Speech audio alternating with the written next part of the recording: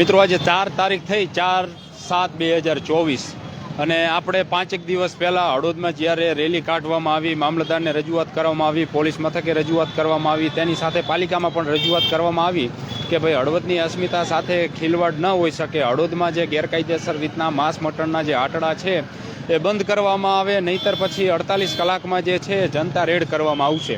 આવી જે છે હિન્દુ સંગઠનો, વેપારીઓ, તેની સાથે યુવાનો હળવદના જે છે મિત્રો એ બધાએ ચીમકી ઉચ્ચારી હતી. આ બધા એનું કહેવાનું થયું હતું કે તંત્ર છે આવી ગેરકાયદેસર રીતના જે માંસ મટનના આટડાઓ જે ચલાવે છે તો એની સામે કડક હાથે કાર્યવાહી કરવામાં આવે ને બંધ કરવામાં આવે, નહીંતર 48 કલાક પછી જનતા રેડ કરીશું. આવું જે છે ચીમકી ઉચ્ચારવામાં આવી હતી. 29/6/2024ના રોજ રેલી સ્વરૂપે મામલતદારને જે છે એ રજૂઆત કરવામાં આવી હતી, પોલીસ મથકે પણ રજૂઆત કરવામાં આવી હતી, તેની સાથે પાલિકાને પણ રજૂઆત કરવામાં આવી હતી. ત્યાર પછી પાલિકા તંત્ર દ્વારા જુદા જુદા નોનવેજના 9 ધંધાર્થીઓ છે તો તેઓને નોટિસ ફટકારવામાં આવી હતી. પછી 3 ધંધાર્થીઓને નોટિસ આપવામાં આવી, એટલે કુલ 12 જે ધંધાર્થીઓ છે નોનવેજના તો એને નોટિસ ફટકારવામાં આવી હતી. એમને કહેવામાં આવ્યું હતું કે તમારી પાસે ફૂડનું કે એનું કંઈ લાયસન્સ હોય તો એ રજૂ કરવામાં આવે, તમે જે જગ્યા ઉપર રહો છો તો એના કંઈ આધાર પુરાવા હોય તો તમારે રજૂ કરવામાં આવે. 48 કલાકમાં જો રજૂ નહીં કરો તો પછી પાલિકા તંત્ર જે છે એ કામગીરી કરશે. અને આ આખી જે મિત્રો કામગીરી છે ને એ પાલિકા તંત્રમાં આવે છે, પાલિકાના અંડરમાં આવે છે.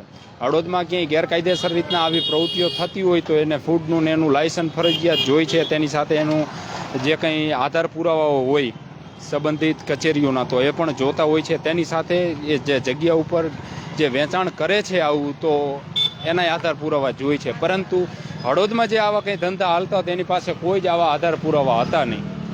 અને આપણે જ્યારે તળાવમાં ગેરકાયદેસર રીતના મચ્છીમારીને કરવામાં આવતું હતું ને ત્યાર પછી એ પણ બતાવ્યું. પછી જે છે વેપારી આગેવાનો, વિશ્વ હિન્દુ પરિષદ, બજરંગ દળના જે આગેવાનો આ બધા એકઠા થયા. રાત્રિના સમયે હળવદમાં શણેશ્વર મંદિરે બેઠક યોજાઈ, સવારમાં રેલી કાઢવાનું નક્કી કરાયું અને એ પણ નક્કી કરાયું કે આવેદનપત્ર દીધું ને ત્યાર પછી 48 કલાકનો જે છે સમય પણ આપવામાં આવ્યો કે 48 કલાકમાં કાર્યવાહી કરો, નહીંતર પછી અમે જનતા રેડ કરશું.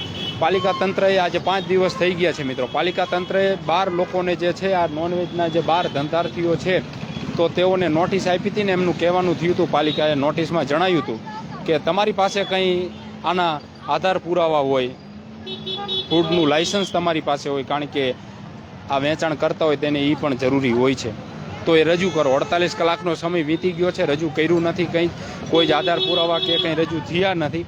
એટલે હવે પાલિકા તંત્ર છે મિત્રો એ 7 દિવસની નોટિસ આપશે કે ભાઈ અહીંયાથી તમે આ ઉપાડી લેજો, નહીંતર પછી એ હટાવી દેવામાં આવશે. એટલે અમે વેપારી આગેવાનો જે છે, ચેમ્બર ઓફ કોમર્સ, વેપારી મહામંડળ, વિશ્વ હિન્દુ પરિષદ, બજરંગ દળ, તેની સાથે સેવાભાવી જે યુવાનો, જે રેલીમાં જે વેપારીઓ જોડાયા હતા, આ બધાને મિત્રોને અમે એક વિનંતી કરી છે. અને તેની સાથે મિત્રો જે રેલી કાઢીને રજૂઆત કરી હતી, લોકો જાગૃત બન્યા હતા, બેનરો સાથે રેલીમાં નીકળ્યા હતા કે ભાઈ હળવદની અસ્મિતા ઉપર ઘા ના હોઈ શકે. હળવદને છોટા કાશી તરીકે કહેવામાં આવે છે, ગણવામાં આવે છે. જે તળાવ, સામતસર તળાવ છે તો ત્યાં આગળ જે છે એનો પાણીમાં એ તળાવમાં નાહવાનો પણ મહિમા એટલો બધો છે. અને આવી જો કંઈ જીવહત્યાની પ્રવૃત્તિઓ હળવદમાં થાય તો એ ક્યારેય સાંખી ન લેવામાં આવે. ને લોકોએ જે ગુસ્સો પણ બતાવ્યો હતો, લોકો બહાર પણ નીકળ્યા હતા. એટલે ઘણા મિત્રોને બધાને એવું થતું હોય કે ભાઈ રેલીને આ બધું કાઢ્યું, આ બધું કર્યા પછી આનું રિઝલ્ટ શું મળ્યું, તો 100% મિત્રો રિઝલ્ટ જે છે એ રિઝલ્ટ મળ્યું છે. કારણ કે મોટાભાગના જે આવા કંઈ ધંધાર્થીઓ હતા ને એ અત્યારે બંધ કરીને ભાગી ગયા છે, બંધ કરી નાખ્યું છે. એવું છે કે ખૂણે ખાંચકે હોય તો વાત જુદી છે, બાકી જે છે મિત્રો આમાં ઘણો બધો કંટ્રોલ આવ્યો છે. ઘણો એટલે 99%. એની 100% જે છે ને મિત્રો એ અસર જે આપણે કહીને એ અસર ખરેખર પડી છે. કેટલાય આવા ધંધાર્થીઓ છે ને એને અત્યારે બંધ કરી દીધું છે, પાલિકાએ એને પણ નોટિસ આપી છે. હવે રાજકીય આગેવાનોને પણ જે છે આપણે મિત્રો કહેવાનું જ છે કે ભાઈ તમે પાલિકા તંત્રને એને તમે પણ કહો કે ખરેખર ગેરકાયદેસર રીતના હકવે છે તો પછી આવું આપણા હળવદમાં ન આવવું જોઈએ. બહારના તાલુકામાં ને એમાં આપણે બધા જોઈએ છીએ કે લારીઓને બધું હોય માંસ મટનની, ગીંડાની, ઘેની, તો એ તાલુકા માટે કોઈ નવીની વાત હોતી નથી. પરંતુ હળવદના લોકો જ્યારે અન્ય તાલુકામાં, જિલ્લા મથકે ત્યાં જતા હોય ને તો એને નવીનતા લાગે કે ભાઈ આ રીતના ગેરકાયદેસર આપણે આ રીતના જે માંસ મટનની ને એની પણ લારીઓ હોય. અહીંયા આપણે કદાચ વિચારતા હોય કે ભાઈ ખાવા માથે થોડોક કંઈ કોઈનો ઇજારો હોય તો ખાવાનું બીજું ઘણું બધું છે. કારણ કે અમુક મિત્રો કોમેન્ટમાં પણ જે છે મિત્રો કહેતા હતા અગાઉ આપણે જ્યારે મળ્યા હતા ને ત્યારે કે ભાઈ શું ખાવું એ આ લોકો નક્કી કરશે. ખાવાનું ઘણું બધું છે, કોઈ જીવને મારીને તો ખાઈ ન જવાય મિત્રો, કોઈ જીવને મારીને તો ખાઈ ન જવાય. ખાવાનું ઘણું બધું છે, એ ખાવ, આ ક્યાં ખાવાની જરૂર છે. અને હળવદમાં આવી લારીઓને ન થાય ને મિત્રો, અત્યાર સુધી જે કંઈ આપણા વડીલો હતા ને એને આ જે આખી પરંપરા જાળવી રાખી છે. હવે આપણી બધાની છે મિત્રો કે આ પરંપરા આપણે પણ જાળવી રાખી, નવી કોઈ ચીલો નથી બનાવવાનો, જે છે ને એ આપણે જાળવી રાખી. હળવદમાં ક્યાંય આવી લારીઓ કે આવું ન થાય. હળવદમાં જે છે મિત્રો એક આવા માંસ મટનના ને એના આંટડા ન ખુલે તે માટે થઈ, અને આવા હોય તો એ બંધ થઈ જાય તે માટે થઈ. અને આ જે મહેનત છે હળવદના લોકોના બધા કરતા હતા કે જે લોકો નથી ખાતા તેની સાથે એવા 2-3 મિત્રો હોય તો પછી ખાતા હોય તો એમને એવું થવાનું તો છે જ ક્યારેક કે ભાઈ આપણે ચાખી કેવું રહે છે. એટલે આવું જ હોય છે, કોઈ એવું હોતું નથી કે ભાઈ વર્ષોથી ખાય છે, શીખા પછી જ ખાતા હોય છે આવું નોનવેજની.